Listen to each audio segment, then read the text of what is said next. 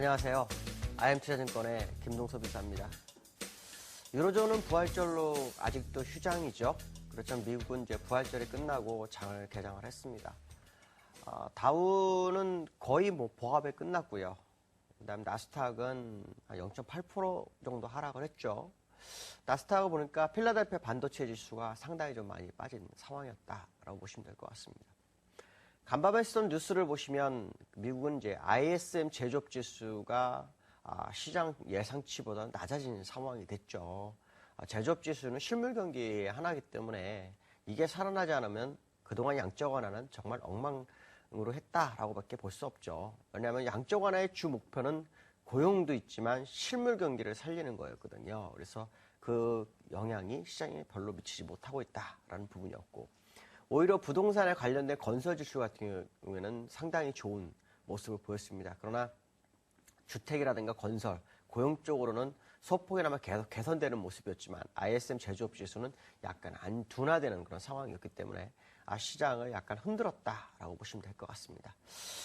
어젯밤에 나온 뉴스 중에서 여러 가지 중요한 뉴스가 있었죠. 일단 키프로스에 대해서 지금 예금에서 헤어컷을 하는 부분을 유로그룹 상임의장인 반 폼페이 같은 경우에는 키프로스만이 예외적이다라는 식으로 얘기를 하면서 자꾸 시장에서 흘러나오고 있는 이것이 본보기가 되어서 은행들의 구조조정이 들어갈 것이다라는 그런 뉴스를 막아주는 그런 얘기를 자꾸 하고 있죠.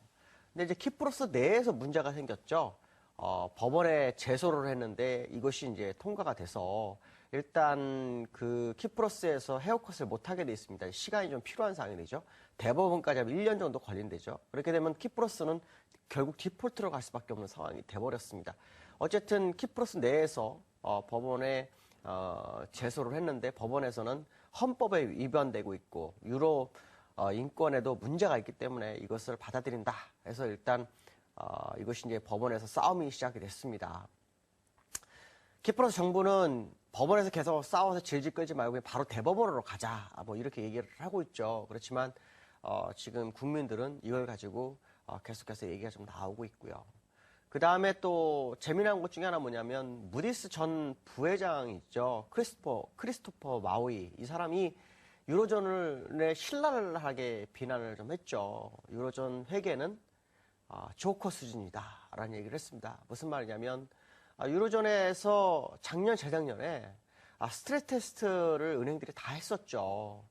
근데 그 스트레스 테스트를 지금 문제되는 은행들 뭐 라이키, 키프로스 라이키 은행이라든가 그 다음에 스페인의 방키아, 이탈리아 방키아 MG 이런 회사 이런 어떤 그 은행들이 전부 다 스트레스 테스트를 다 통과했고 얼마 전까지도 문제가 없다라고 했는데 여기서 대형 사고가 터졌기 때문에 유로존에 대해 어떤 금융 시스템에 대해서 신뢰를 얻을 수가 없다라고 얘기를 하고 있죠. 그로 인해서 유로존의 문제가 회계는 거의 조커 수준이다. 이런 조크 수준이다. 이런 얘기를 하고 있습니다. 결국 유로존은 키프로스 문제가 조그만 나라지만 신뢰를 잃어버리는 아주 중요한 계기가 됐기 때문에 지금이라도 마음을 바꿔서 이십에서 적극 지원해서 살리는 것이 현명한 방법이지 은행 예금을 건드릴 문제는 아니죠. 키프로스 내에서도 법원에서 제소가 돼서 이것이 지금 집행이 안 되게끔 법원에서 가처분 신청을 내렸죠. 이거로 인해서 일단 키프로스는 시간을 벌었다라고 봅니다. 물론 키프로스의 디폴트는 가까워지고 있지만 제가 볼 때는 일반적인 상식을 벗어나는 일에 대해서만큼은 시간을 벌어서 아마도 이것은 잘 해결되지 않을까라는 생각을 한번 하게 되고요. 또 러시아에서도 러시아 이 관련 예금자들 중에서도 지금 그 제소를 준비하고 있다라고 얘기하고 있습니다. 그래서 키프로스 문제가 조그만 나라, 약 80만 명의 인구가 있는 조그만 나라지만 이 문제는 유로존 전체에 큰 영향을 미칠 수 있구나라는 것을 다시 한번 확인하는 모습이고요. 그 다음에 이제 그 일본에 대해서 말씀을 잠깐 드린다면 일본은 이제 내일, 모레 이틀 동안 상당히 중요하죠. 어떠한 양적 완화, 그러니까 경기부양책이 나올지 여기에 상당히 좀 관심이 가고 있습니다. 일본의 공공부채가 GDP 대비로 200%라 그런다면 사실 경기 부양할 수 있는 여지가 있을까라는 의심이 좀 듭니다. 그래서 이거를 구로다 총재도 비정상적인 수준의 빚을 가지고 있다. 뭐 이런 얘기를 하고 있는데요. 그래도 일본 정부의 국민들은 또 얘기가 좀 다른 것 같습니다. 무슨 말이냐면 물가가 내년도에는 상승할 것이다라는 기대치가 설문조사에서 거의 74%가 나왔죠. 기대치가 상당히 큰 상황이다라고 본다면 일본 정부에서 의지가 더 컸다라는 것을 반증하는 것이 아닌가 이렇게 판단이 쓰고 있고요. 그 다음에 이제 우리나라죠. 우리나라 어저께 경기부양축 중에서 부동산에 대해서 얘기를 했죠. 부동산 상당히 강력한 게 나온 것 같습니다. 자, 근데 이게 이제 시장에 오늘 어떤 영향을 줄지를 좀 봐야 되겠죠. 중요한 것은 뭐냐면 시장에서 정부의 의지가 굉장히 중요하다는 거죠. 이 부동산 정책도 중요하지만 또 추경도 중요하지만 가장 중요한 것은 금리 인하죠. 이 금리 인하를 적어도 0.5 정도는 내려야 되는데 문제는 뭐냐면 경기를 살리고자 하는 의지로 내려야 되는데 그렇지 않고 떠밀려서 내리게 되면 이거는 시장에 힘이 없어져 버립니다. 이항구 그 새누리당 원내총무도 어저께 얘기를 했죠. 지금 금리 인하를 내려야 한다라고 돌직구를 날려버리는 그런 상황이 돼버렸기 때문에 한은으로서는 이제는 어쩔 수 없이 밀려갈 수밖에 없는 상황이 됐죠.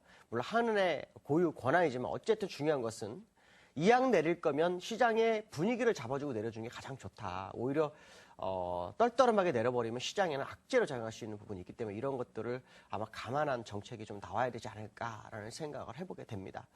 자, 우리나라 같은 경우는 수급적으로 좀 문제가 되는 것 중에 하나가 뭐냐면 기관 중에서 지금 금융투자업체들이 레버리지를 너무 많이 팔아놓은 게 있어서요. 이 문제가 해결되지 않는 올라가는데 상당히 좀 문제가 되고 있습니다. 같은 기관인 투시는 선물에서 한 7,700개 이상의 누적 매수를 해놨는데 기관 중에서 금융투자업자는 좀 방향이 조금 다릅니다. 그래서 이게 지금 서로 싸움이 벌어지고 있는데요. 시장에서는 이 부분에 대해서 좀 생각을 하고 좀 접근을 해줬으면 한다라고 생각이 들고 있고요. 지금 우리나라 같은 경우에는 몇 년 만에 거의 경기 부양제가 새로 나오는 그런 상황이라면 시장의 상승 모멘텀이 더 돼야 되지 않느냐라고 판단하고 있습니다. 자, 기술적 분석을 한번 해보도록 하죠. 미국 같은 경우에는 십자 도지가 나왔죠.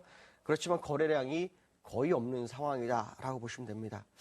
항상 조정이 들어올 때 보면 요 대량 거래량이 터지고 난 다음에 2, 3일 정도 후에 조정이 들어오는 경우가 많았습니다. 고점을 더 높여놓고요. 그러니까 아직도 거래 시간으로 본다면 이제 뭐 2주 정도 지났으니까 아직도 시간이 많이 남아있다라고 봐야 될 것 같죠. 그 사이 우리나라가 따라가는지를 좀 봐야 될 것 같고요. 그다음에 홍콩 항생 차트입니다. 홍콩 항생 차트를 보시면 지금 바닥에서 지금 거래량이 약간 터지면서 지금 움직이는 모습이죠. 조만간 위로 솟구칠 것으로 좀 예상이 되고 있고요. 그다음에 지금 중국 상해도 보시면은 그 전체적인 월봉으로 보면 거의 뭐 3분의 1터 막 나 있지만 단기적인 일봉으로 본다면 지금 요 지점을 바닥권으로 인정을 해야 되느냐 아니냐 이렇게 판단이 쓰고 있고요. 특히 중국 같은 경우는 지금 그 주택에 대해서 강력한 계속해서 문제를 잡으려고 하기 때문에 그것도 주가를 못 가고 있지만 이제는 다시 한번 올라갈 수 있는 소지를 좀 열어두고 보셔야 될 것 같고요. 그다음에 우리나라 지금 어제 갭을 메꿔줬죠. 야간에서 1.3포인트 정도 빠졌는데 별 의미 없을 것 같습니다. 왜냐하면 시장의 흐름은 밑이 아니라 위쪽으로 열려 있다는 것은 누릴 때마다 시장의 상승 에너지가 더 축적될 수 있다고 생각한다면 지금 위치에서는 저점 매수 가능하지 않을까 이렇게 판단하고 있습니다. 자, 오늘도 즐거운 하루 되시고 승리하는 하루 되시기 바라겠습니다. 여기까지 하겠습니다. 감사합니다.